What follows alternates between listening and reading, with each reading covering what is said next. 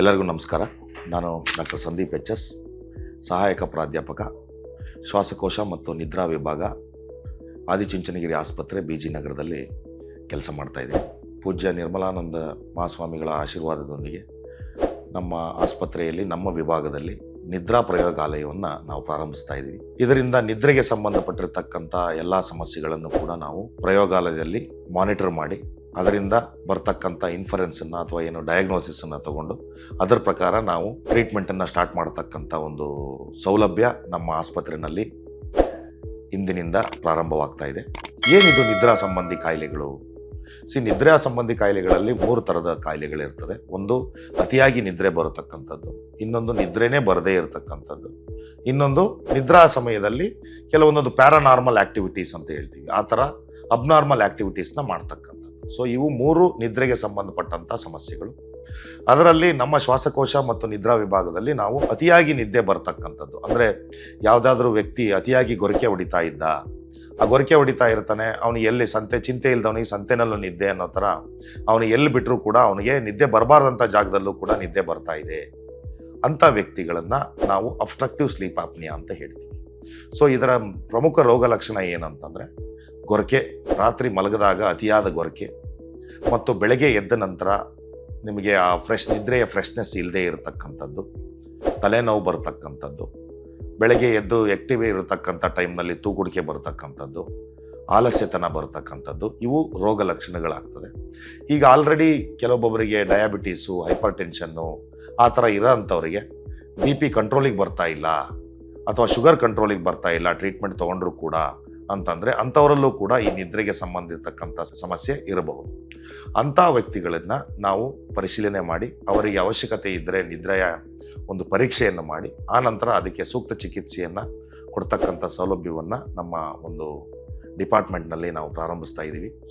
ಈ ಗೊರಕೆ ಸಮಸ್ಯೆ, ಈ ಅಬ್ಸ್ಟ್ರಕ್ಟಿವ್ ಸ್ಲೀಪ್ ಆಪ್ನಿಯಾ ಅಂದರೆ ಏನು? ನಾವು ಮಲಗಿದಾಗ ನಮ್ಮ ಶ್ವಾಸನಾಳ ಅಂತ ಏನಿದೆಯಲ್ಲ, ಮೂಗಿನಿಂದ ಹಿಡಿದು ಗಂಟ್ಲವರೆಗೂ, ಅದು ಒಂಥರ ಫೈರ್ ಇಂಜಿನ್ ಪೈಪ್ ಥರ ಇರ್ತದೆ. ಫೈರ್ ಇಂಜಿನ್ ಪೈಪ್ ಹೇಗಿರ್ತದೆ? ಫ್ಲ್ಯಾಟ್ ಇರುತ್ತೆ. ಇದಕ್ಕೂ ಕೂಡ ಫ್ಲ್ಯಾಟ್ ಆಗ್ತಕ್ಕಂಥ ಒಂದು ಟೆಂಡೆನ್ಸಿ ಇರುತ್ತೆ.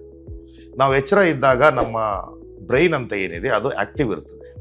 ಬ್ರೈನ್ ಆ್ಯಕ್ಟಿವ್ ಇದ್ದಾಗ ಇದರ ಸುತ್ತಮುತ್ತಿನ ಮಸಲ್ಸ್ ಮೇಲೆ ಆ್ಯಕ್ಟ್ ಮಾಡಿಬಿಟ್ಟು ಅದನ್ನು ಎಳೆದು ಓಪನ್ ಮಾಡಿ ಇಡೋ ಥರ ವ್ಯವಸ್ಥೆ ಮಾಡಿರ್ತದೆ. ಗಾಳಿ ಆರಾಮಾಗಿ ಹೋಗಿ ಆರಾಮಾಗಿ ಬರ್ತದೆ. ನಾವು ಮಲಗೋದು ಯಾಕೆ ಮಲಗ್ತೀವಿ?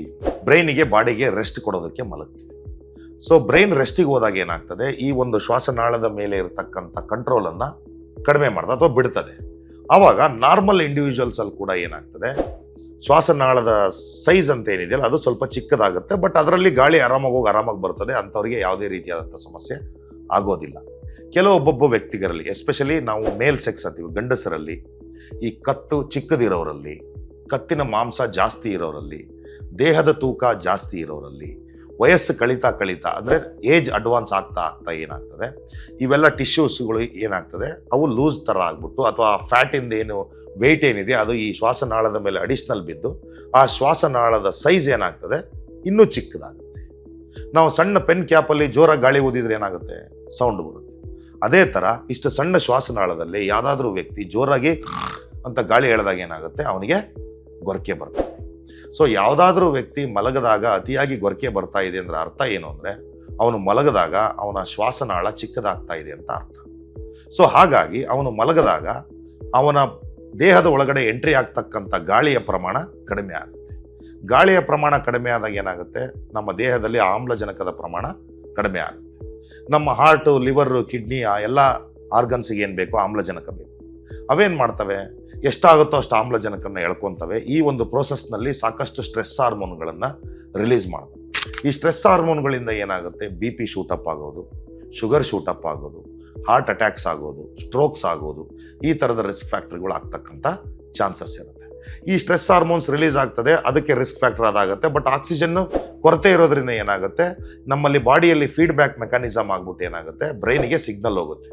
ಬ್ರೈನಿಗೆ ಸಿಗ್ನಲ್ ಹೋದ ತಕ್ಷಣ ಏನಾಗುತ್ತೆ, ಕೆಲವೊಬ್ಬೊಬ್ಬರಿಗೆ ಉಸಿರು ಕಟ್ಟದಂಗಾಗಿ ಎಚ್ಚರ ಆಗುತ್ತೆ. ಇನ್ನು ಮೆಜಾರಿಟಿ ಆಫ್ ದ ಟೈಮ್ ಏನಾಗುತ್ತೆ ಅಂದರೆ electrical activity of the brain ಅಂತ ಏನು ಹೇಳ್ತೀವಲ್ಲ, ಅದು ಮಲಗಿರೋ ಸ್ಥಿತಿಯಿಂದ ಎಚ್ಚರದ ಸ್ಥಿತಿಗೆ ಬರುತ್ತೆ.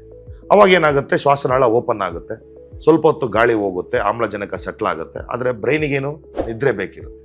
ಅದು ಮತ್ತೆ ನಿದ್ರೆಗೆ ಹೋದಾಗ ಮತ್ತೆ ಶ್ವಾಸನಾಳ ಚಿಕ್ಕದಾಗುತ್ತೆ. ಈ ಥರ ಓಪನ್ನು ಕ್ಲೋಸು ರಾತ್ರಿ ಎಲ್ಲ ಆಗೋದ್ರಿಂದ ಏನಾಗುತ್ತೆ, ನಾವು 6ರಿಂದ 8 ತಾಸು ಮಲ್ಕೊಂಡ್ರೂ ಕೂಡ ಆ 8 ತಾಸಿನಲ್ಲಿ ಕ್ವಾಲಿಟಿ ಆಫ್ ಸ್ಲೀಪ್ ಅಂತ ಏನಿದೆಯಲ್ಲ ಅದು 0 ಆಗಿ ಬೆಳಗ್ಗೆ ಎದ್ದ ತಕ್ಷಣ ನಾನು ಇನ್ನೊಂದು ಸ್ವಲ್ಪ ಮಲ್ಕೋಬೇಕಾಗಿತ್ತು ಅನ್ಸೋದು, ತಿಂಡಿ ತಿಂದ ತಕ್ಷಣವೇ ತೂಗುಡಿಕೆ ಬರೋದು, ಯಾವ್ದಾದ್ರು ಇಂಪಾರ್ಟೆಂಟ್ ಮೀಟಿಂಗ್ಸ್ನಲ್ಲಿ ತೂಗುಡಿಕೆ ಬರೋದು. ಈ ಥರ ಡ್ರೈವಿಂಗ್ ಮಾಡಬೇಕಾದ್ರೆ ಎಸ್ಪೆಷಲಿ ನಮ್ಮ ದೇಶದಲ್ಲಿ ಇದರ ಬಗ್ಗೆ ಅವೇರ್ನೆಸ್ ತುಂಬ ಕಡಿಮೆ ಇದೆ. Maximum number of accidents occur due to ಈ ಒಂದು ಅಬ್ಸ್ಟ್ರಕ್ಟಿವ್ ಸ್ಲೀಪ್ ಆಪ್ನಿಯಾ ಅನ್ನೋ ಒಂದು ಸಮಸ್ಯೆ. ಈ ಅಬ್ಸ್ಟ್ರಕ್ಟಿವ್ ಸ್ಲೀಪ್ ಆಪ್ನಿಯಾ ಅತಿಯಾದ ತೂಕಡಿಕೆ ಬೆಳಗಿನ ಹೊತ್ತು, ಇದರಿಂದ ಏನಾಗ್ತದೆ, ರೋಡ್ ಟ್ರಾಫಿಕ್ ಆಕ್ಸಿಡೆಂಟ್ಸು ಕೂಡ ಜಾಸ್ತಿ ಆಗ್ತದೆ. ಸೊ ಇಂಥದ ಸಮಸ್ಯೆ ನಿಮ್ಗೆ ಏನಾದರೂ ಕಾಡ್ತಾ ಇದ್ರೆ, ನಿಮ್ಮ ದೇಹದ ತೂಕ ಅತಿಯಾಗಿದ್ರೆ, ನಿಮ್ಮ ಶುಗರ್ ಲೆವೆಲ್ ಕಂಟ್ರೋಲಲ್ಲಿ ಬರ್ತಾ ಇಲ್ಲ ಅಂದರೆ, ನಿಮ್ಮ BP ಕಂಟ್ರೋಲಲ್ಲಿ ಬರ್ತಾ ಇಲ್ಲ ಅಂದರೆ, ನಿಮಗೆ ನೈಟು 6ರಿಂದ 8 ತಾಸು ಮಲ್ಕೊಂಡ್ರೂ ಕೂಡ ಬೆಳಗ್ಗೆ ಹೊತ್ತು ಫ್ರೆಶ್ನೆಸ್ ಇಲ್ಲ ಅಂತ ಅನಿಸಿದರೆ ನಿಮಗೆ ಅಬ್ಸ್ಟ್ರಕ್ಟಿವ್ ಸ್ಲೀಪ್ ಆಪ್ನಿಯಾ ಇರಬಹುದು. ಹಾಗಾಗಿ ನೀವು ನಮ್ಮ ಆದಿಚುಂಚನಗಿರಿ ಆಸ್ಪತ್ರೆಯ BG ನಗರದ ಶ್ವಾಸಕೋಶ ಮತ್ತು ನಿದ್ರಾ ಕಾಯಿಲೆ ಡಿಪಾರ್ಟ್ಮೆಂಟಿಗೆ ಬಂದು ನಿಮ್ಮನ್ನು ನೀವು ಪರೀಕ್ಷೆ ಮಾಡಿಕೊಳ್ಳಿ. ನಿದ್ರಾ ಚಿಕಿತ್ಸೆಯನ್ನು ನಮ್ಮ ನಿದ್ರಾ ಪ್ರಯೋಗಾಲಯದಲ್ಲಿ ಮಾಡಿಕೊಂಡು ನಂತರ ನಿಮಗೆ ಸೂಕ್ತ ಒಂದು ಚಿಕಿತ್ಸೆಯನ್ನು ನೀಡತಕ್ಕಂಥ ಒಂದು ವ್ಯವಸ್ಥೆಯನ್ನು ನಮ್ಮ ವಿಭಾಗ ಅಥವಾ ನಮ್ಮ ಡಿಪಾರ್ಟ್ಮೆಂಟು ಮಾಡ್ತದೆ.